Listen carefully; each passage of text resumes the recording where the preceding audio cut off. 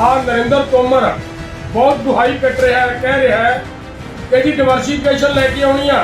किसान इन्नी खाद क्यों वरतते हैं? किसान इन्नी रसायनिक खेती करके फसल जहरीली करती, अनाज जहरीला करता। किसान तो बेचारा आपकी कुदरती खेती जिहदे अज तुसीं दुहाई पिट रहे हो, यही खेती करता सी किसान। एक समा आया साडे किसानां दे जदों आपकी कुदरती खेती करते सी, तुसीं जदों देश नूं अन्न दी लोड़ सी, जदों लोग भुखे सौंदे सी, उन्हां नूं अन्न देना सी, उस वेले पिंडां दे विच तुहाडे ग्राम सेवक गए और उन्होंने कहा कि आह खाद पाओ, इहदे नाल तुहाडा उत्पादन वधूगा, झाड़ वधूगा, ताकि देश का ढिड भरिया जा सके। इस तरीके दे नाल तुसीं लोकां नूं खाद पाउण लाया। भुलेखे च ना रहो क्योंकि शायद लोकां नूं पता नहीं इस गल दा। और अज किसान दे सिर अज दा गल जिहड़ा कर्जे की फाही ने इन्ना टाइट कर लिया, उसकी मजबूरी बनी हुई है कि वह रसायनिक खेती करे। और रसायनिक खेती करनी उसकी मजबूरी बनी हुई है। उसनों जो लागत को रेट घट मिलेगा, कर्जा सिर चढ़िया, वो कर्जा उतारन की खातर सिर पैर मारता है, होर फसल पैदा करा, होर वध दाने पैदा करा, शायद कर्जे तो मुक्ति मिल जाए। लेकिन वो इस चक्कर में घुमाउंदा, इस चक्की नूं घुमाउंदा उन्होंने यह नहीं बेचारे नूं पता कि इस चक्की दे विच पिस कौन रहा है? किसान ही पिस रहा है। साडी हथ जोड़ के बेनती है, किसानों को अपील है कि खुदकशी नहीं करनी। और सरकार को असीं चेतावनी दिंदे आ कि सरकार तुरंत, अगर पंजाब सरकार ते भारत सरकार रसायनिक खेती कराना चाहती है तो इक्को ही हल है कि जिहड़े कर्जे करके किसान बेचारा रसायनिक खेती करने लई मजबूर है, तुरंत सरकार किसानां च ये मढ़िया होया, मैं मढ़िया शब्द वरत रहा, चढ़िया नहीं, मढ़िया होया कर्जा सरकार वापस लवे और अगे तो किसान को कहे कि कोई किसान रसायनिक खेती ना करे। मैनूं यकीन है कि किसान बिल्कुल रसायनिक खेती नहीं करनगे। केंद्रीय खेतीबाड़ी मंत्री नरेंद्र तोमर अपने बयान कारण घिरदे जा रहे हैं। किसान आगू जगजीत सिंह ढल्लियाल ने तोमर के बयान की सख्त शब्दों च निखेधी की है। ढल्लियाल ने कहा, तोमर जी जो अनाज तुसी विदेशों तो मंगवाउने हो उसनूं ते उन्हां दे देशां च कुत्ते भी मूंह नहीं लाउंदे। तुसी उस अनाज लई अमेरिका दे मूरे नक रगड़ दिओ, किसानां नूं बदनाम करना बंद करो। किसान दोस्तों, वाहिगुरू जी का खालसा, वाहिगुरू जी की फतेह। प्यारे दोस्तों, वैसे तो किसानां दी खुदकशियां दा दौर बहुत लंबे समय तो चलिया है और जिहड़े किसान खुदकशियां करते हैं उन्हां किसानां दी मजबूरियां बनदियां जदों चार चफेरों घिर जाता है और उन्होंने आपकी घर की कबीलदारी चलती नज़र नहीं आती।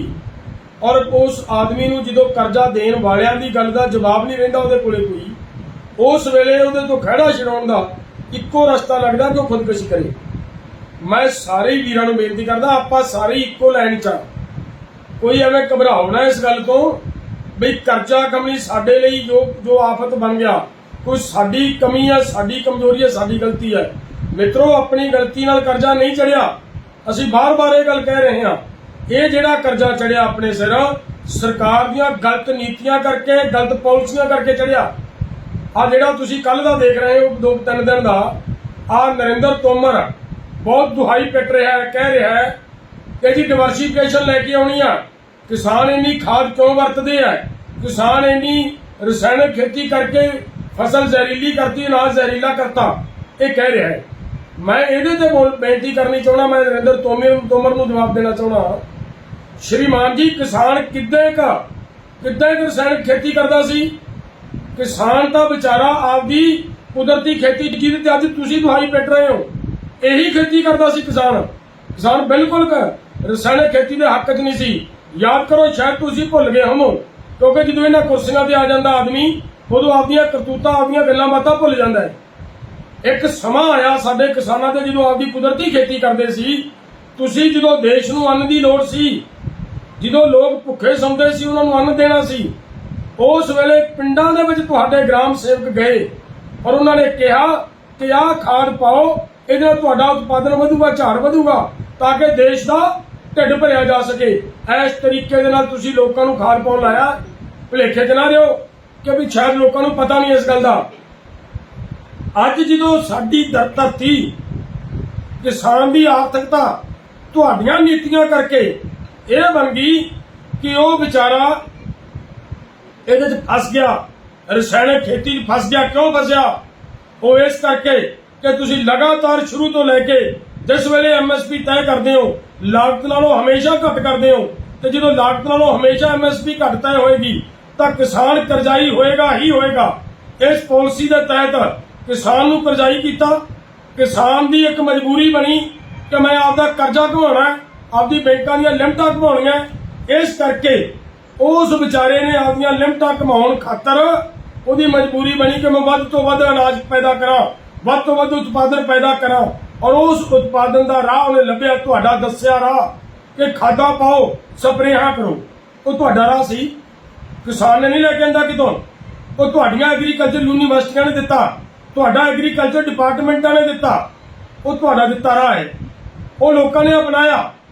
ਔਰ ਅੱਜ ਕਿਸਾਨ ਦੇ ਸਿਰ ਅੱਜ ਦਾ ਗਲ ਜਿਹੜਾ ਕਰਜ਼ੇ ਦੀ ਫਾਹੀ ਨੇ ਇੰਨਾ ਟਾਈਟ ਕਰ ਲਿਆ, ਉਹਦੀ ਮਜਬੂਰੀ ਬਣੀ ਹੋਈ ਹੈ ਕਿ ਉਹ ਰਸਾਇਣਕ ਖੇਤੀ ਕਰੇ।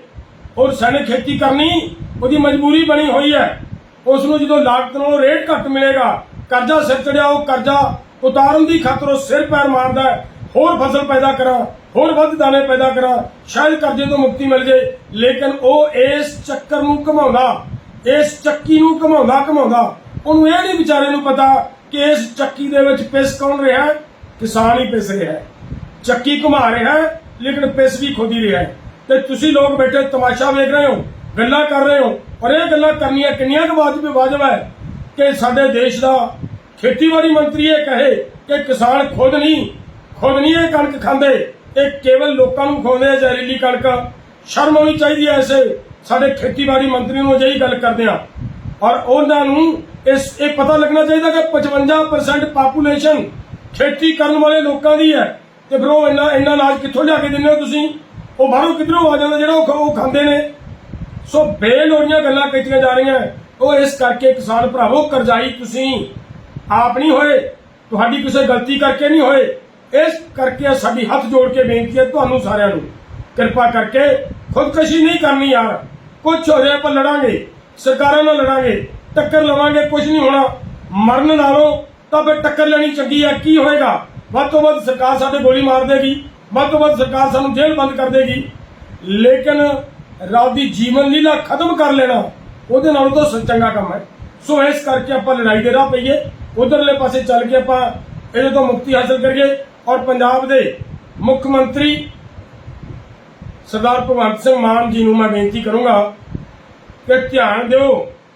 ਮੁੱਖ ਮੰਤਰੀ ਜੀ ਬਥੇਰੀ ਦੁਹਾਈ ਪਿੱਟਦੇ ਰਹੇ ਹੋ, ਵੱਖਰੇ ਤਰੀਕਿਆਂ ਦੇ ਨਾਲ ਦੁਹਾਈ ਪਿੱਟਦੇ ਰਹੇ ਹੋ ਕਿ ਕਿਸਾਨ ਖੁਦਕੁਸ਼ੀਆਂ ਕਰ ਰਿਹਾ ਹੈ, ਕਿਸਾਨ ਖੁਦਕੁਸ਼ੀਆਂ ਕਰ ਰਿਹਾ ਹੈ। ਤੁਹਾਡੀ ਸਰਕਾਰ ਬਣਨ ਤੋਂ ਬਾਅਦ 7-8 ਕਿਸਾਨ ਇੱਕੋ ਟਾਈਮ ਦੇ ਉੱਤੇ ਖੁਦਕੁਸ਼ੀ ਕਰ ਜਾਂਦੇ ਆ, ਤੇ ਸਾਡੀ ਸਰਕਾਰ ਦੇ ਬਿਲਕੁਲ ਕੰਨ ਤੇ ਜੂੰ ਨਹੀਂ ਸਰਕਦੀ।